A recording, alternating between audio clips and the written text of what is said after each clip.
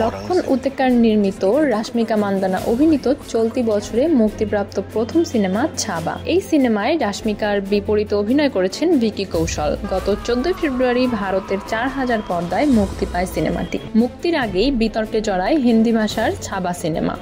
বাধ্য হয়েই আপত্তি ওঠা গানটি সিনেমা থেকে বাদ দেন নির্মাতারা। এসব বিষয় নিয়ে প্রেক্ষাগৃহে প্রদর্শিত হওয়ার আগে থেকেই আলোচনায় এটি। মুক্তির পর দর্শক সমালোচকরা মিশ্র প্রতিক্রিয়া জানাচ্ছেন। প্রত্যাশা অনুযায়ী বক্স অফিসেও সাড়া ফেলেছে রাশমিকার এই সিনেমা। স্যাকনিলকের তথ্য অনুসারে ছাবা মুক্তির প্রথম দিনে বিশ্বব্যাপী আয় করে 31 কোটি রুপি, দ্বিতীয় দিনে আয় করে 36.5 কোটি রুপি, যার মোট আয় দাঁড়িয়েছে 67.5 কোটি রুপি, যা বাংলাদেশি মুদ্রায় 94 কোটি 36 লাখ টাকার বেশি। দীনেশ বিজন প্রযোজিত এই সিনেমার নির্মাণে ব্যয় হয়েছে 140 কোটি রুপি।